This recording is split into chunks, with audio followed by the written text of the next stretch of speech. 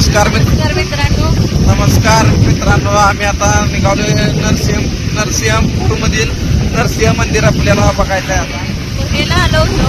पाणी पुलाव जास्त असल्यामुळे आज सोडलं नाही तिथं, त्यामुळे आम्ही आता नरसिंह मंदिर बघायला जातोय. व्हिडिओमध्ये शेवटपर्यंत राहावा तुम्ही, तुम्हाला दाखवतो त्याची माहिती पण सांगतो.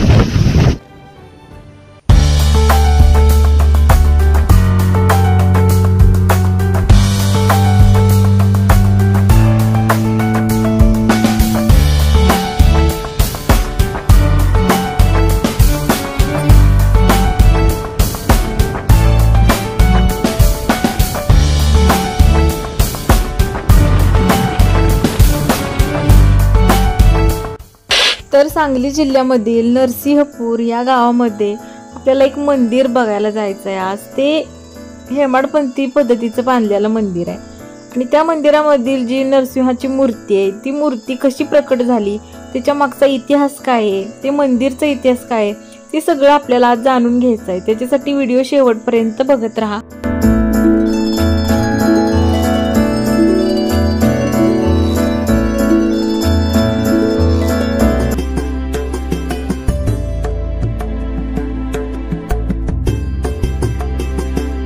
ही नरसिंहाची जी मूर्ती आहे मंदिरामधली ती शाळीग्रामची मूर्ती आहे बघा.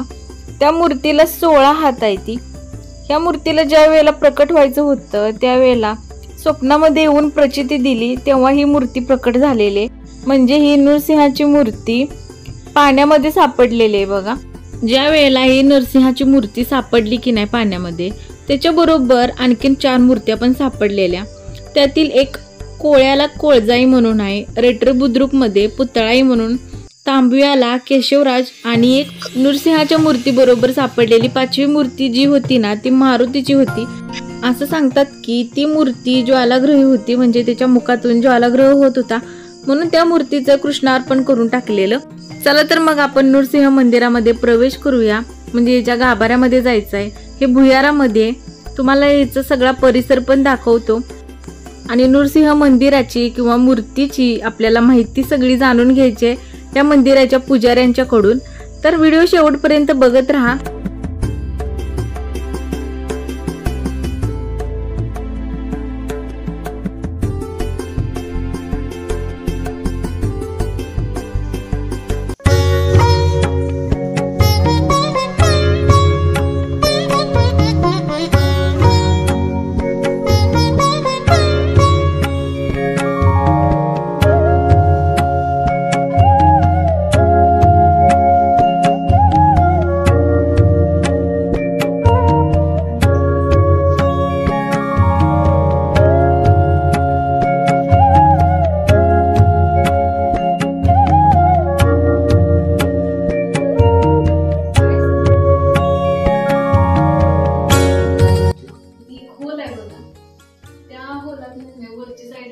तुळशी वृंदावन आहे, त्याच्यातून दान वगैरे काय टाकलं की नाही ते बरोबर इथं दानपेटीमध्ये पडतंय बघा.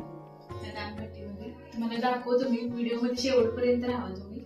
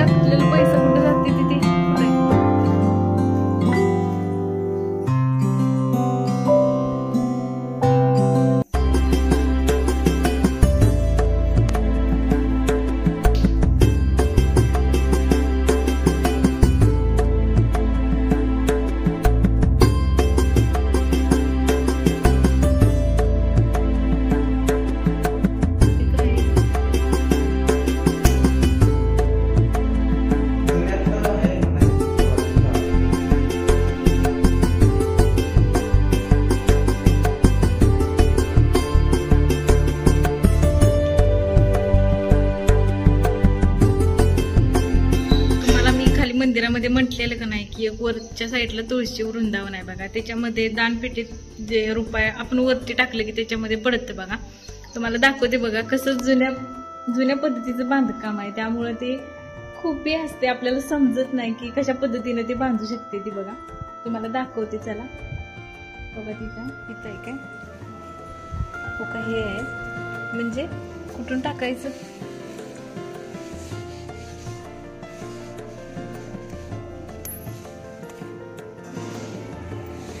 जे वैशिष्ट्य वाटतंय की इथून रुपये टाकल्यानंतर बरोबर देवाच्या म्हणजे पुढे एक दानपेटी नाही तिथं बरोबर पडते बघा. म्हणजे आपल्या कल्पनेच्या बाहेरच असते बघा हे सगळं. म्हणजे कसं बांधकाम केलं असेल त्या वेळेला ह्यांनी. इथं टाकते मी, आवाज येणार नाही तुम्हाला कारण जरा आसपास आवाज आहे म्हणून, पण बरोबर नाणं जसं जाते की नाही त्याचा आवाज येतोय. चला तुम्हाला दाखवते. इथं हा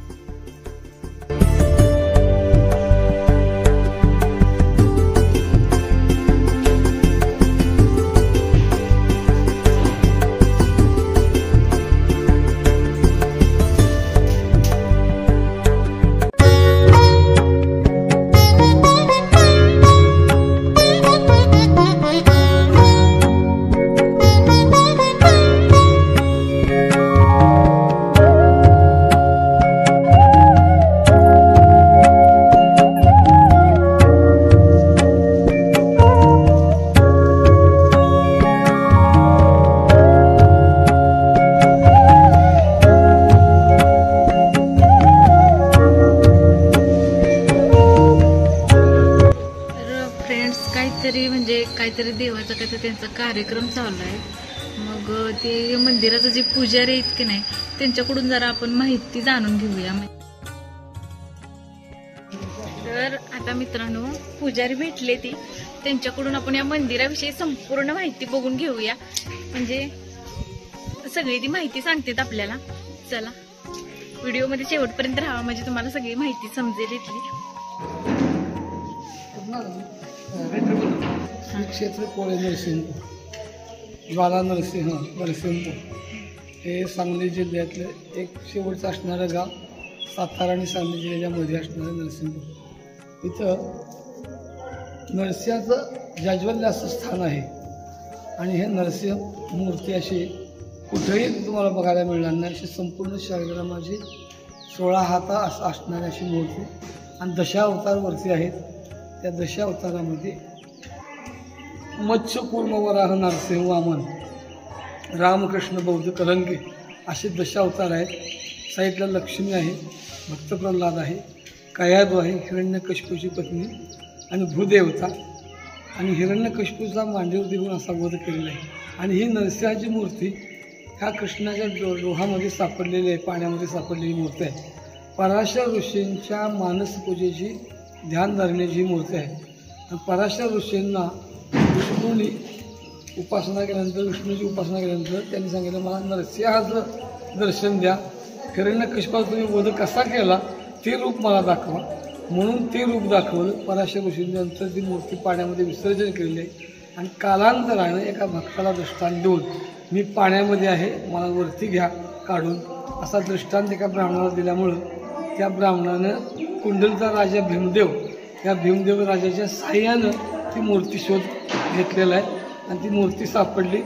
आणि ती राजा आपल्या राजांना घेऊन निघाला असताना भगवंतांनी सांगितलं की हा कृष्णाबाईचा डोह, हा परिसर, ही पवित्र भूमी सोडून मला इथून कुठेही जायचं नाही. नंतर त्या राजानं मंदिराची रचना केली आणि भुयार मार्गे ते मंदिर बांधत वरती आलेलं आहे. आणि नरसिंहाचं रूप आहे म्हणून गावाला नरसिंहपूर असं गावाचं नाव पडलेलं आहे. इथून एक 2-2.5 किलोमीटर देवी आहे ती कोळजाई देवी, ती पण मूर्ती सापडली. त्या म्हणजे अशा 4 मूर्ती, एकूण 5 मूर्ती सापडल्या.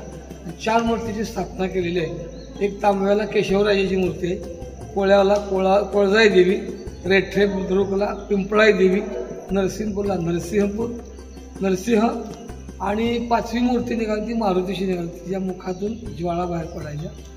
ती मूर्ती विसर्जन केली म्हणून ज्वाला नरसिंह एक नाव आणि कोळे नरसिंह असा हा इथला इतिहास आहे. आणि भीमदेव राजानं इथल्या ब्राह्मणांना जमीन इनाम दिलेली आहे. 700 एकर जमीन आहे देवस्थानला. आणि ते संपूर्ण पुजारी मंडळी देवस्थानचं सगळं ट्रस्टी आहे, सगळं कारभार बघत असतं. पूर्वी हे 700 वर्ष 1000 वर्ष झाली, होय. 1000 वर्ष. आणि हे मंदिर म्हणजे बांधकाम कसं आहे? याला बांधकामाला पूर्वीचं बांधकाम ह्याला हेमाडपंथी बांधकाम असं म्हणतात. होय. हेमाडपंथी म्हणजे यादवकालीन कृष्णाच्या काळात जे मंदिरं व्हायची ते हेमाडपंथी त्याला म्हणतात. हेमाडपंथी तसं बांधकाम आहे, बांधकाम आहे. आणि पाठीमागं भुयार आहे. आता हा नवीन मार्ग झालाय. पाठीमागून खाली उतरायचा अंबाबाईचा मंडप आहे. पुन्हा एक असं चौकोनी तळी आहे, त्यातून खाली जायचं.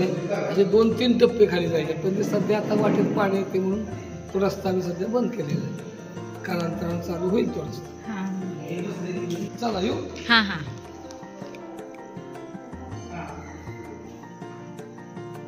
तर मित्रांनो, तुम्हाला कशी वाटली या मंदिराची माहिती? म्हणजे आपल्याला माहिती नसते आजकालच्या जनरेशनमध्ये आपण हे सगळं विसरून चाललेलो आहे. बघा किती हेमाडपंथी बांधकाम आहे, यादवकालीन मधलं सांगतायत ते पुजारी. तर किती मस्त मंदिर आहे बघा, इथं प्रसन्न वातावरण पण वाटतंय. तर तुम्हाला हा व्हिडिओ कसा वाटला कमेंट करून सांगा. आणि अशाच नवनवीन व्हिडिओसाठी माझ्या चॅनलला लाईक करा, शेअर करा आणि सबस्क्राईब करा. भेटू अशाच एका नवीन व्हिडिओमध्ये. तोपर्यंत धन्यवाद.